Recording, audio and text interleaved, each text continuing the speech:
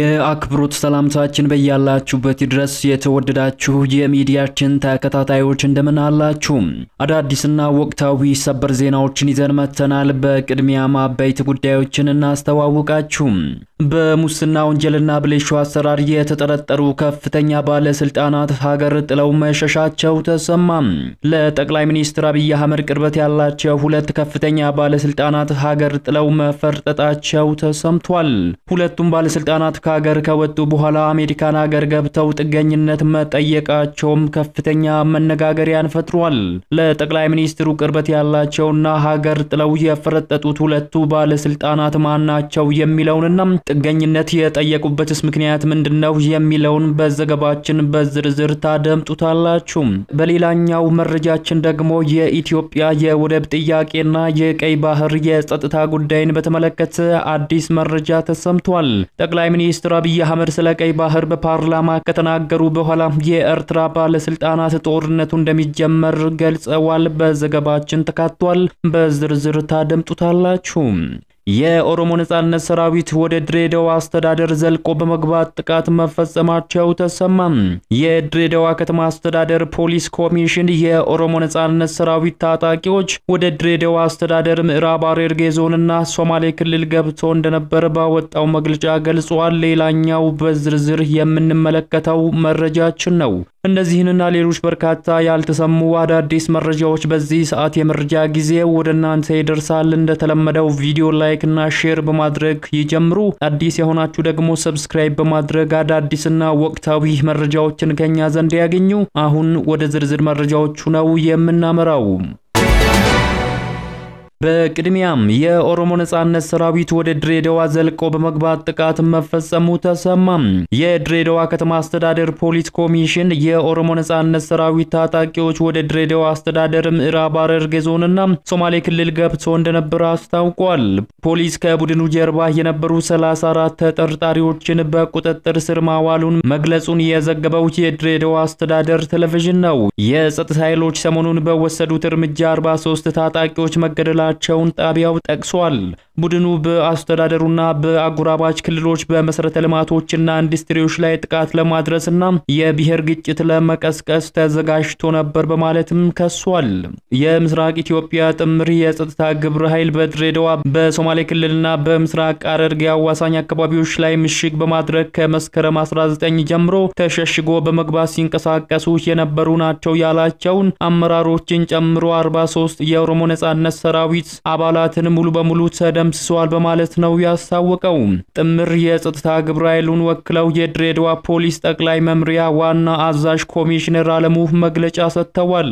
ኮሚሽነሩ በመግለጫቸው የኦሮሞ ነጻነት ሰራዊት በምዕራብ ሐረርጌ በኩል አቋርጦ በመግባት ወደ ድሬዳዋ የገጠር አካባቢዎች ገብቶ እንደነበር አስታውቀዋል።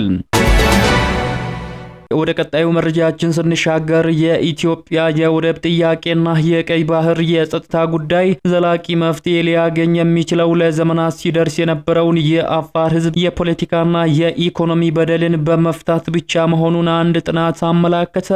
የሆርን ሪቪው ተመራማሪ ዮናስ ይዘዘው ትንታኔ እንደሚያመላክተው ታሪካዊ መኖሪያቸው በኢትዮጵያ በኤርትራና በጅቡቲ የተከፋፈለው የአፋር ሕዝብ በተለይም የኤርትራ ከኢትዮጵያ መገንጠል ዋነኛ ሰለባ መሆናቸውን አመላክቷል።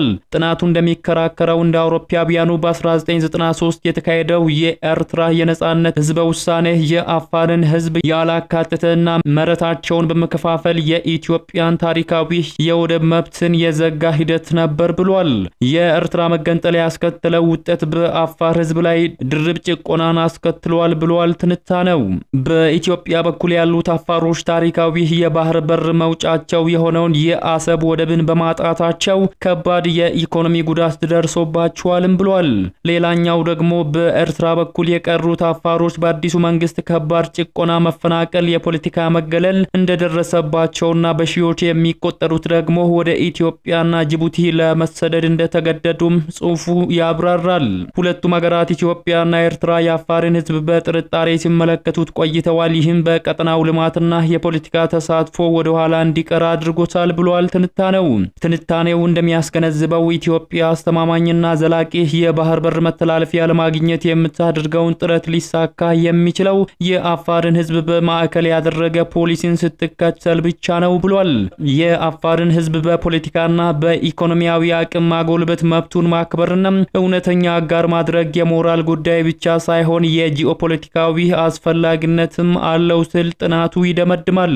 ጠቅላይ ሚኒስትር አብይ አህመድ በበኩላቸው ከ5 ዓመት በፊት ባህር ኃይል ያቋቋም ነው በብርጭቆ ውሃ ውስጥ እንድንዋኝ አይደለም በማለት አሰብ የመግባቱ ነገር አይቀረ መሆኑን ገልጸዋል።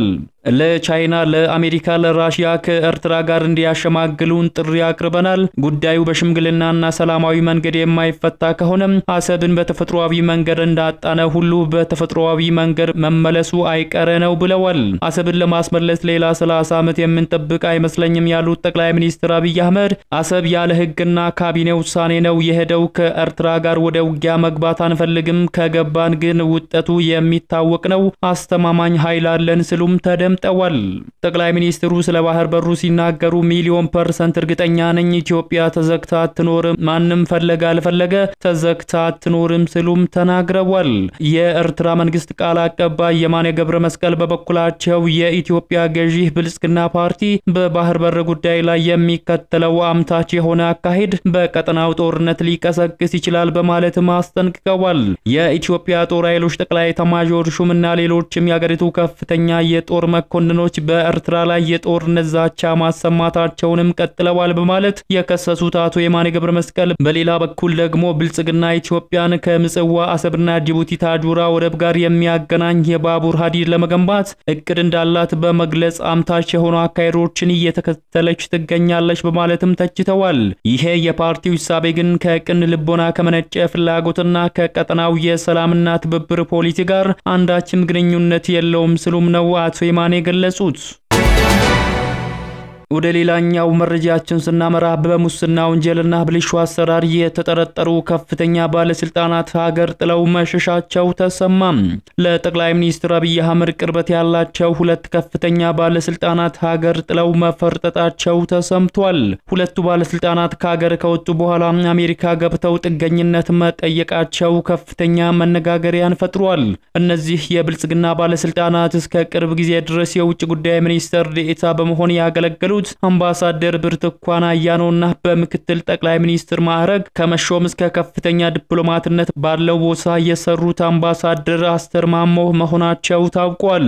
አምባሳደር ብርቱካን አያኖ የኢትዮጵያ የውጭ ጉዳይ ሚኒስትር የሚኒስትር ዴኤታ በመሆን ሲሰሩ የቆዩ ባለስልጣን ናቸው። ከዚህ ቀደም በፈረንጆቹ ከ2013 እስከ 2017 የኢትዮጵያ አምባሳደር በመሆን በካናዳ ሰርተዋል። እንዲሁም በሌሎችም ዲፕሎማሲያዊ ስፍራዎች ያገለገሉ ሲሆን በቅርብ ጊዜ ደግሞ በዓለም አቀፍ ተቋማት እንደተባበሩት መንግስታት የስደተኞች ኤጀንሲ፣ የዓለም ምግብ ፕሮግራምና በአፍሪካ ህብረት ጉዳዮች ላይ ከአጋር ሀገራት ተወካዮች ጋር ሲወያዩ ከቆዩ በኋላ ነው ወደ አሜሪካ የሸሹት። አምባሳደር ብርቱካን ከህዝብ ካዜና ለግል ጥቅማቸውና ለመዋቢያቸው ከፍተኛ የሆነ የውጭ ምንዛሪ በማባከን ብሎም ከባለስልጣናት ጋር በመመሳጠር በኮንትሮባንድ ንግድ ላይ በመሰማራት ስማቸው በስፋት ሲነሳ እንደነበር የሚታወስ ነው። ከዚህ ውስጥም በዱባይ ፊታቸውን በፕላስቲክ ሰርጀሪ ለማሰራት 70,000 የአሜሪካን ዶላር ክፍያ መፈጸማቸው የአንድ ሰሞን የሚዲያ መነጋገሪያ ዜና ሆኖ እንደነበር አይዘነጋም። ሌላኛው ደግሞ በኢትዮጵያ የፖለቲካ ታሪክ ውስጥ ከፍተኛ የስልጣን እርከን ላይ ደርሰው ከነበሩ ሴቶች መካከል አንዷ የሆኑት የቀድሞ ምክትል ጠቅላይ ሚኒስትርና በቅርቡ በዋሽንግተን ዲሲ የኢትዮጵያ ኤምባሲ ተጠባባቂ ጉዳይ አስፈጻሚ በመሆን በጠቅላይ ሚኒስትር አብይ አህመድ የተሾሙት አምባሳደር አስተር ማሞ በአሜሪካ የፖለቲካ ጥገኝነት መጠየቃቸው ተገልጿል። ይህ ውሳኔ ወይዘሮ አስተር በሚኒሶታ ግዛት ጥገኝነት የጠየቁ ሶስተኛዋ ከፍተኛ የቀድሞ የኦሮሞ ገዢ ፓርቲ ባለስልጣን ያደርጋቸዋል። ከርሳቸው በፊት የቀድሞ የገንዘብ ሚኒስትርና አምባሳደር አብዱልአዚዝ መሐመድና አምባሳደር እውነቱ ብላታ በተመሳሳይ በሚኒሶታ ጥገኝነት መጠየቃቸው የሚታወስ ነው። የሶስት አንጋፋ አምባሳደሮች በአንድ የአሜሪካ ግዛት መሰብሰብና ጥገኝነት መጠየቅ በኢትዮጵያ ገዢ ፓርቲ ውስጥ ያለውን ጥልቅ ልዩነትና የፖለቲካ ቀውስን የሚያመላክት ነው ሲሉ የፖለቲካ ተንታኞችም ገልጸዋል። በኢትዮጵያ ታሪክ በምክትል ጠቅላይ ሚኒስትር ሚኒስትር ማዕረግ በማገልገል የመጀመሪያዋ ሴት የነበሩት ወይዘሮ አስተር በኦሮሞ ህዝቦች ዲሞክራሲያዊ ድርጅት ኦህዴድ ውስጥ ከታች ጀምረው በተለያዩ የኃላፊነት ደረጃዎች ላይ የሰሩ አንጋፋ ፖለቲከኛ ናቸው። በጠቅላይ ሚኒስትር ኃይለማርያም ደሳለኝ ዘመን የመልካም አስተዳደር ክላስተር አስተባባሪና የሲቪል ሰርቪስ ሚኒስትር ሆነው አገልግለዋል። ሆኖም በወቅቱ በነበረው የኢህአዴግ የስልጣን ሽኩቻና በ2016 የተቀሰቀሰውን ህዝባዊ አመጽን ተከትሎ በጥልቅ ታድሶ ስም ከኃላፊነታቸው ከተነሱ ከፍተኛ ባለስልጣናት መካከል አንዷ ነበሩ። ከኃላፊነታቸው ከተነሱ በኋላ በካናዳ አምባሳደር ሆነው የተሾሙት ወይዘሮ አስተር የጠቅላይ ሚኒስትር አብይ አህመድ ወደ ስልጣን መምጣትን ተከትሎ ስማቸው በጠቅላይ ሚኒስትሩ ላይ ካሴሩ ከተባሉ ባለስልጣናት ጋር ተያይዞ ሲነሳም ቆይቷል። ይህ ሁሉ ውዝግብ ባለበት ሁኔታ በሚገርም መልኩ በዋሽንግተን ዲሲ በሚገኘው የኢትዮጵያ ኤምባሲ በምክትል አምባሳደርነትና በተጠባባቂ ጉዳይ አስፈጻሚነት ሲያገለግሉ ቆይተዋል። በቅርቡ የሥራ ጊዜያቸውን አጠናቀው ወደ ሀገራቸው እንደሚመለሱ ተገልጾ የሽኝት ፕሮግራም ከተደረገላቸው በኋላም ጥገኝነት መጠየቃቸው ይፋ መሆኑ ውሳኔያቸው ድንገተኛ መሆኑን ያሳያል ተብሏል። የፖለቲካ ተንታኞች እንደሚሉት የኚህ አንጋፋ ባለስልጣናት ከስርዓቱ መራቅና ጥገኝነት መጠየቅን ሶስት ዋና ጉዳዮችን ያመላክታሉ። የመጀመሪያው የፓርቲው የጀርባ አጥንት የነበሩ አመራሮች መሰደዳቸው በብልጽግና ፓርቲ ውስጥ ያለው ልዩነት በቀላሉ የማይፈታ መሆኑን ያሳያል። ሁለተኛው ከፍተኛ ባለስልጣናት ወደ ሀገራቸው ለመመለስ ዋስትና ማጣታቸው በአገሪቱ ያለው የፖለቲካ ሁኔታ አሳሳቢ ደረጃ ላይ መድረሱን ያመላክታል። ሶስተኛው ደግሞ ስርዓቱን ከውስጡ የሚያውቁ ግለሰቦች የተቃዋሚውን ጎራ መቀላቀላቸው ለመንግስት ትልቅ የፖለቲካ ጫና መፍጠሩ አይቀርም ተብሏል። የተወደዳችሁ የሚዲያችን ተከታታዮች ለሰዓቱ ያዘጋጀንላችሁ መረጃዎች ተከታተላችሁትን ይመስሉ ነበር። ከሰዓታት በኋላ በሌሎች አዳዲስ መረጃዎች ዳግም እስከምንገናኝ በያላችሁበት መልካሙን ሁሉ ተመኘን።